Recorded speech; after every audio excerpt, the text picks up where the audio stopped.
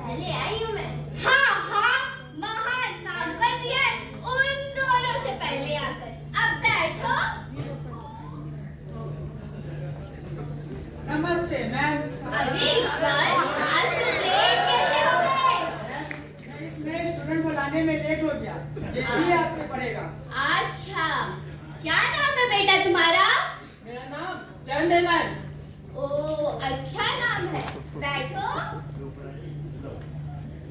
Morning ma'am.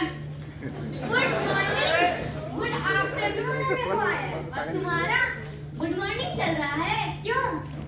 आज तुम फिर मेरी जगह पर बैठ गई। क्यों? तुमने इस जगह को खरीद रखा है क्या? मैम देखिए, ये रोज रोज मुझसे झगड़ा करने का बहाना ढूंढती है। जैसे तुम रोज लेट आने के बहाने ढूंढते हो। अब बताओ, आज फिर क्यों लेट हुआ? मैम मैं क्या करता, मैं तो आ ही रहा था। फिर क्या हुआ?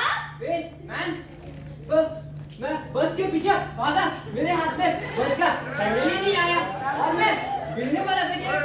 शरीफ आदमी ने मेरा हाथ पकड़ा और ना मैम मैं हॉस्पिटल में रहता। बकवास करते हो मेरे साथ? हाँ ना, इसको बकवास करने के अलावा आता ही क्या है? एक तो मेरी जगह पर बैठ गई और मुझसे ही बकवास की जा रही हो। क्या तुम्हारी जगह? मैं पहले आई और बैठ गई। वैसे भी लेडीज ऑलवेज फर्स्ट। हाँ हाँ, जो अपना फायदा हो तो ladies always first। देखा ना, ये सागर हम लेडीज के बारे में क्या सोच रखता है? बिल्कुल सही सोच रखता हूँ, जो बचपन से देखता आ रहा हूँ वही सोच रखता हूँ। हमारे क्या घर में सोच है? हाँ, हमारे घर में तो बर्तन धोना हो तो लेडीज,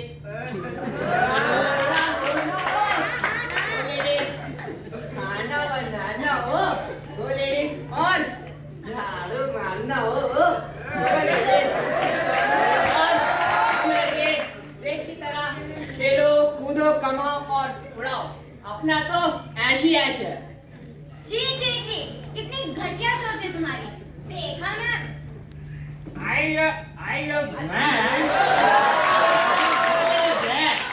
हमेशा झगड़ा करता था। हम लोगों को पढ़ने नहीं देता था।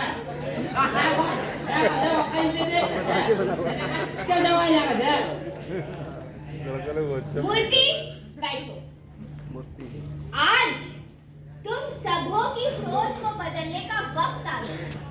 मैं बहुत दिनों से तुम सबके नाम के बारे में सोच रही हूँ, लेकिन आज चंद्र ने आकर मेरी सोच को पूरा कर दिया। कैसी सोच मैम? हाँ, तुम सबके इस नाम से मुझे एक महान हस्ती की याद आती। चंद, तुम यहाँ आओ। सागर, तुम भी आओ। विद्या और ईश्वर, तुम भी। अब एक लाइन से खड़े हो जाओ और अपना अपना नाम बताओ।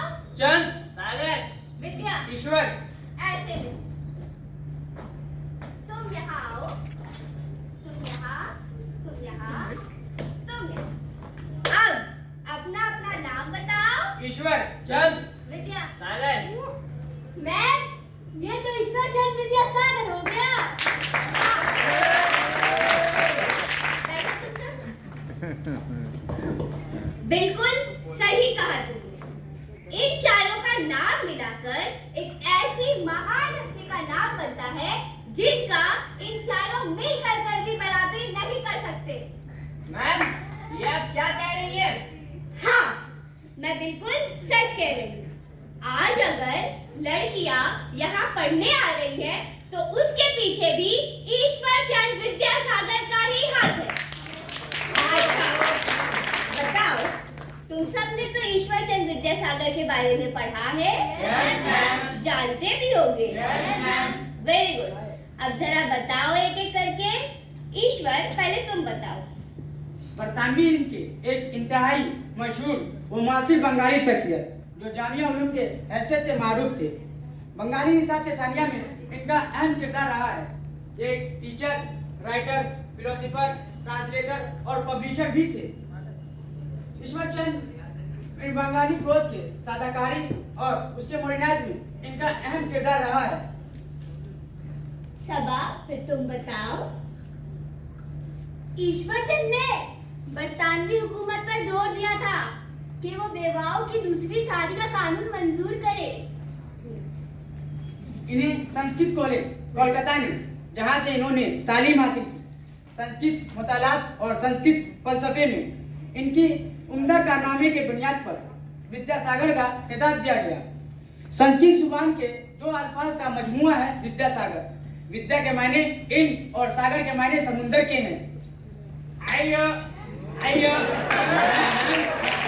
मशहूर बंगाली रियाजीदान अनिल कुमार गान ने इनके नाम पर विद्यासागर यूनिवर्सिटी कॉलेज है। सन 2004 में बीबीसी ने एक सर्वे कराया है जिसका अनुमान था अजीम बंगाली शख्सियत है।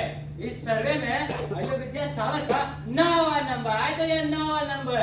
अरे मूर्ति, ये तुम कैसी हिंदी बोल रहे हो? आइयो आइयो मैम, लिखते वक्त हम शुद्ध हिंदी लिखता था, लेकिन जब बोले था तो बचपन से हमको तमिल लहजा आता था। अच्छा। ईश्वरचंद बंदोपाध्याय एक हिंदू ब्राह्मण खानदान में पैदा हुए। उनकी पैदाइश 26 सितंबर 1820 ईस्वी को पश्चिम मिदनापुर के जिला तहसील काटेल गांव में वाक़ा बरसिंगा गांव में पैदा हुए। उनके पिता का नाम ठाकुरदास बंदोपाध्याय और उनकी माता का नाम भागवती देवी था। 6 वर्ष की उम्र में ईश्वरचंद कलकत्ता चले गए, जहां वो बड़ा बाजार में भागवत चंद के घर रहा करते थे। उस घर में उनके वालिद ठाकुर दास ने बरसों कायम किया था। ईश्वरचंद बहुत जल्द भागवती खानदान से घुल मिल गए।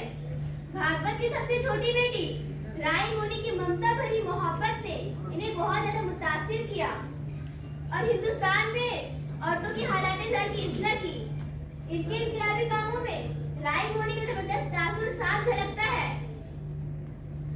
घर में रोशनी का बंदोबस्त न होने के बावजूद ईश्वरचंद विद्यासागर को तालीम हासिल करने का इतना ज्यादा शौक था कि सड़क पर खंभों की रोशनी के नीचे पढ़ने बैठ जाया करते थे। इन्होंने तमाम एग्जामिनेशन में फर्स्ट क्लास से कामयाबियां हासिल की। इन्हीं के तालीम के दौरान कई तरह की स्कॉलरशिप भी दिए गए। ईश्वरचंद अपने और अपने खानदान की मदद के लिए जोरासांको में पार्ट टाइमर टीचर के तौर पर भी मुलाजमत की। ईश्वरचंद ने फिर संस्कृत कॉलेज में दाखिला लिया, जो कि कलकत्ता में वाक़या है, और संस्कृत की ग्रामर, अदब, लहजे, विधानियत, स्मृति और फलकियात में तालीम मुकम्मल की। उस दौर की रिवायत के मुताबिक ईश्वरचंद की शादी 14 वर्ष की उम्र में हो गई। उनकी बीवी का नाम दीना मानी देवी था और नारायण चंद बंदोपाध्याय के इकलौते बेटे थे। आइयो आइयो 1839 ईस्वी में ईश्वरचंद ने लॉ का इम्तिहान पास करा है। 1841 ईस्वी में 21 साल की उम्र में इन्होंने फोर्ट विलियम कॉलेज में शमूलियत इख्तियार किया है और विश्व में संस्कृत के हेड पंडित बना है। और विद्यासागर ने बारिशा हाई स्कूल को 1856 ईस्वी में कलकत्ता में खोला है। कलकत्ता में विद्यासागर ने समाज में बेवाओं के लिए बहुत से काम किए। उन्होंने औरतों की भलाई के लिए हिंदुस्तान में बहुत सारे काम किए। उन्होंने मगरबी बंगाल के आबाई इलाके पर जोर दिया ताकि जो अल्लाह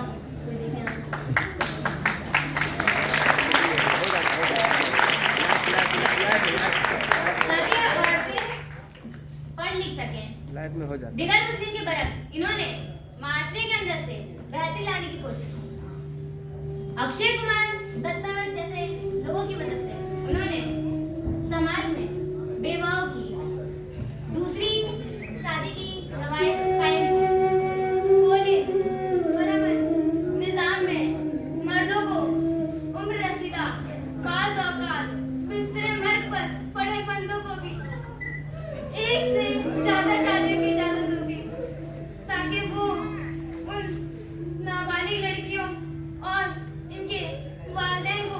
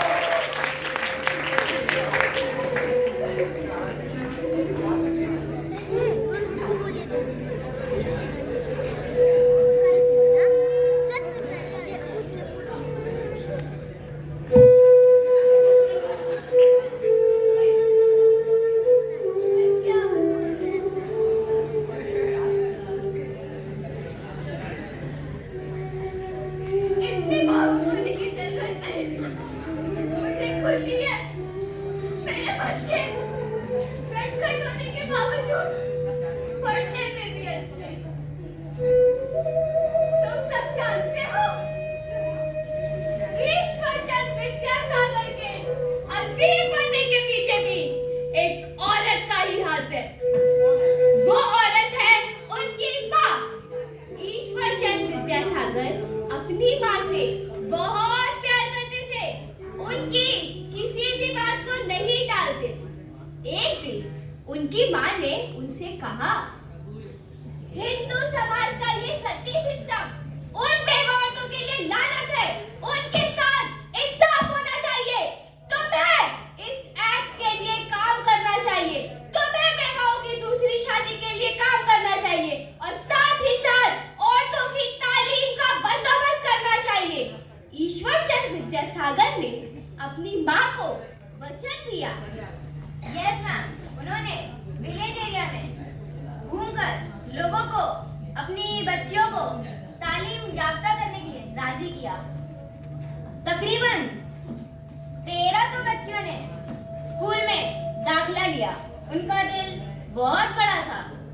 वो अपने पैसों से कई गरीब स्टूडेंट्स की मदद भी किया करते ताकि वो तालीम याफ्ता हो सके। उन्होंने अपने पैसों से कई बेवाओं की दूसरी शादी भी करवाई और यहाँ तक कि उन्होंने अपने एक लौते बेटे की शादी तक एक बेवा से ही करवाई। आज समाज में औरतों को पूरी तालीम हासिल करने का हक है। आज लड़कियां लड़कों के साथ कांधे से कांधे मिलाकर चल सकती है, तो उसमें भी ईश्वरचंद विद्यासागर का ही हाथ है। जानते हो, एक वक्त ऐसा गुजरा है जब औरतों के पति के मरने के बाद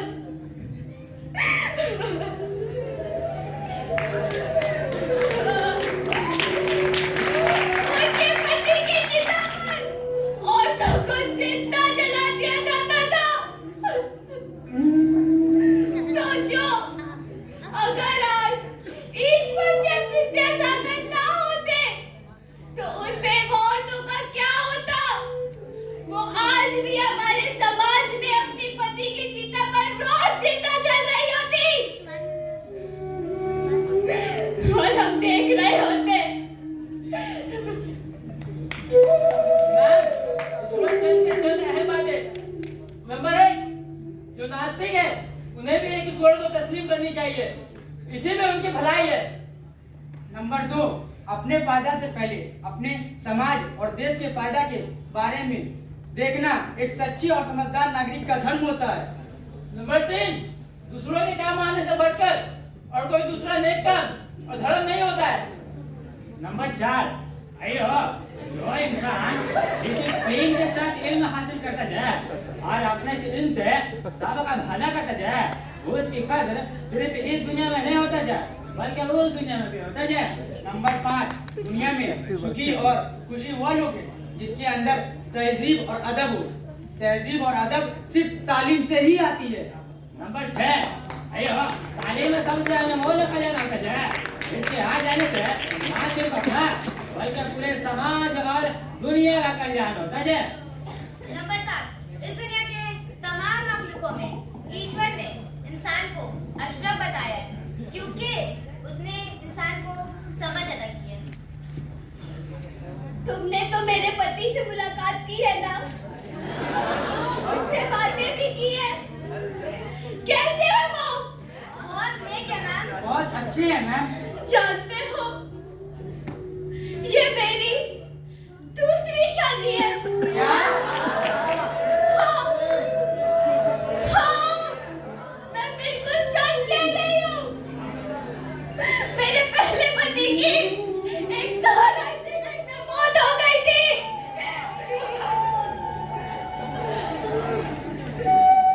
मैं बिल्कुल टूट चुकी थी, पर उन्होंने मुझे सहारा दिया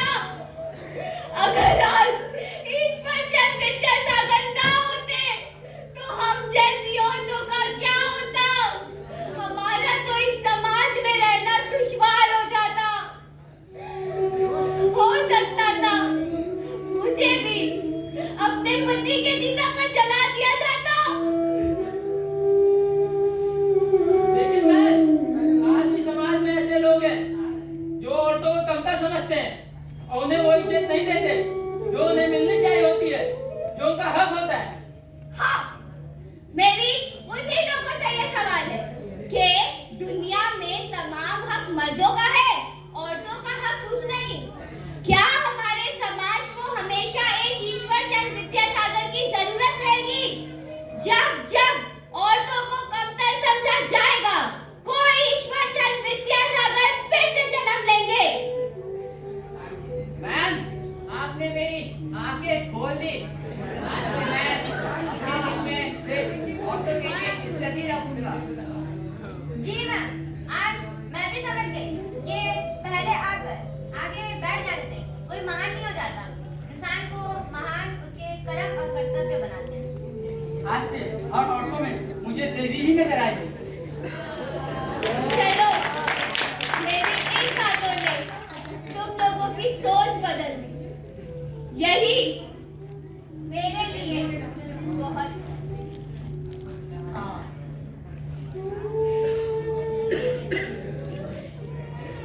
हम समाज को तब तक नहीं बदल सकते जब तक हम खुद को बदलने का जज्बा नहीं रखते।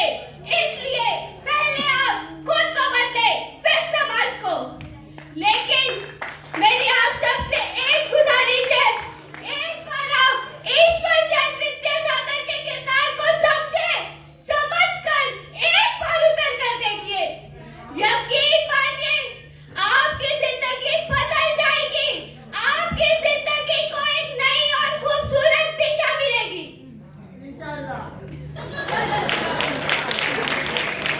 आज का क्लास यही खत्म हुआ।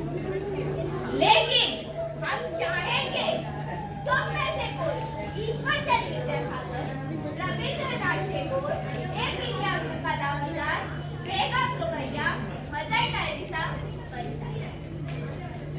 कल के क्लास में हम लोग पढ़ेंगे उर्दू के अजीम, मशहूर व मारूफ शायर मिर्जा गालिब। आप सब